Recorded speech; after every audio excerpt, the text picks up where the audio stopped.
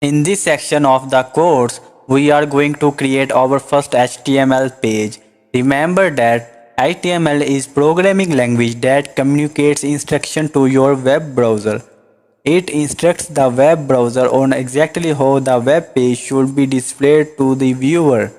HTML and CSS, which we will explore later on, defines the way fonts, color, graphics and hyperlinks are displayed on your pages. Let's take a look at the quick example. If we visit a web page through our web browser for demonstration purposes, I voted techcrunch.com on Google Chrome. You can do the same using any browser of your choice.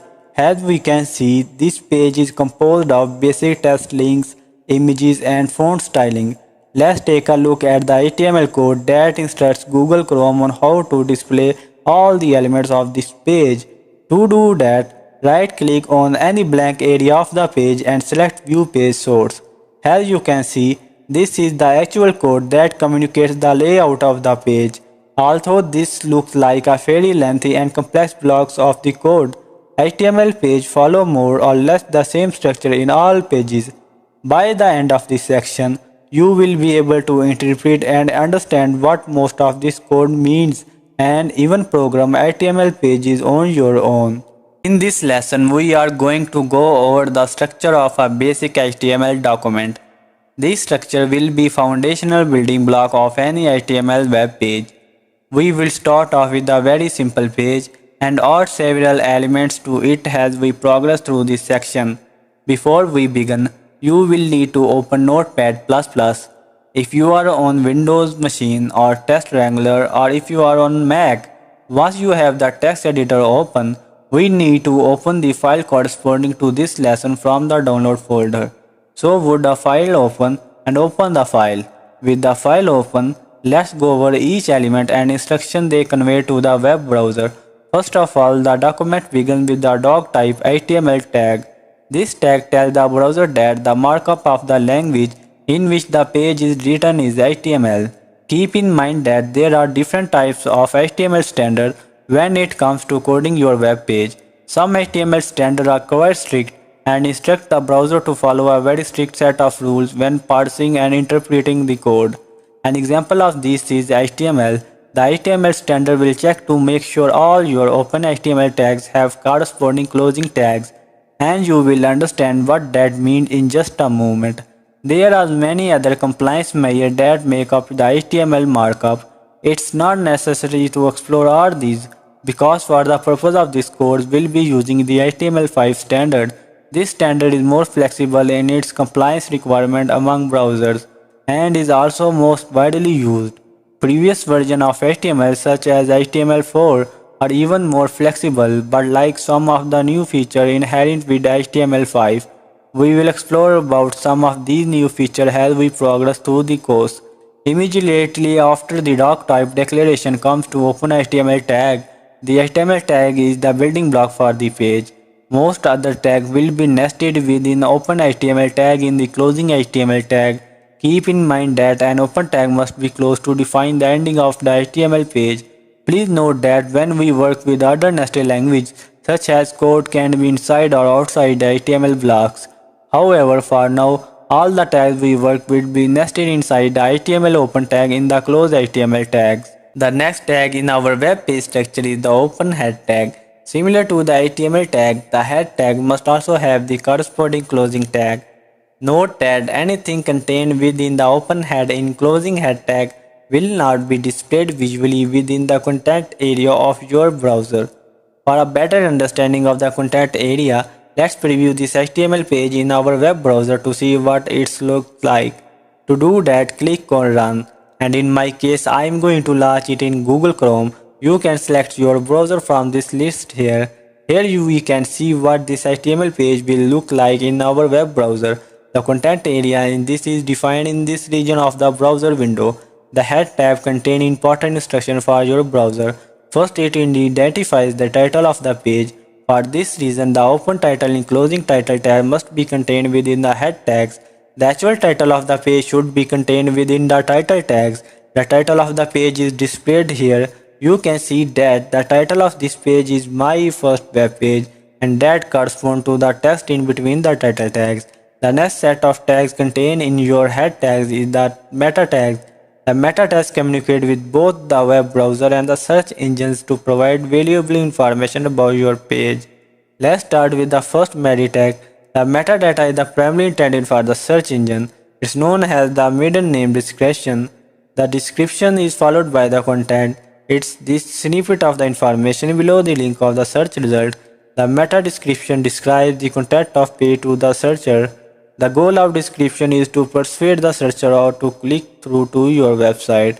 If a meta description is not provided, the search engine will automatically generate one based on your content of your page. The next metadata indicates the character sets of the page. In this tag, the character set used is UTF-8. The explanation as to why the UTF-8 character set is used among other alternatives is fairly technical. To keep things less confusing, we have including some links for further reading on character sets. Next, we have the Viewport Meta Tag. This is the important tag to include. Keep in mind that most users will not only view through your web page through a computer screen, but also through a wide range of mobile devices. The viewport defines the user visible area of a page.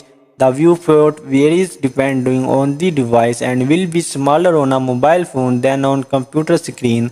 The viewport media tag gives the browser instruction on how to control the page's dimension and scaling.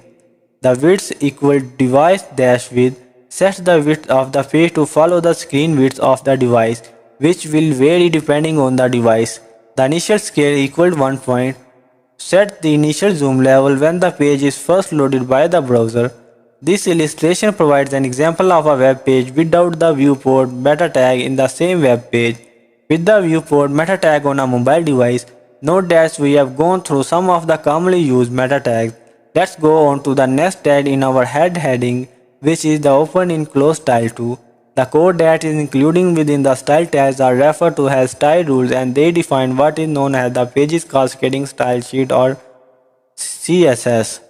The style sheet can be used to define the formatting of just about any element within your HTML document. It can be used to format anything from fonts, line spacing, font color, table border, image capacity, and hyperlink effects. This course actually has an entire section devoted to success because of their importance and frequency of usage. For this reason, all you have to know right now is that the style sheet is located in the head tags. The style tag on this demonstration page has one new body color, which is red. This means that all the tags located in the body of this HTML document will be displayed in red, but we will explore this in much more detail later on. The next block of the code we see is the JavaScript function. Remember that JavaScript allows us to create interactive effects within the web browser. The head tag contains the JavaScript function that will be called upon in the body of our HTML document. We have including a basic JavaScript function that will be used to convert the user text input from lowercase to capital letters.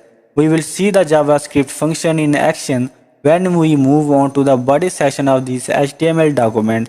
Please note, this course has an entire section devoted to JavaScript coding. So far now, we have only included a very basic example for demonstration purposes.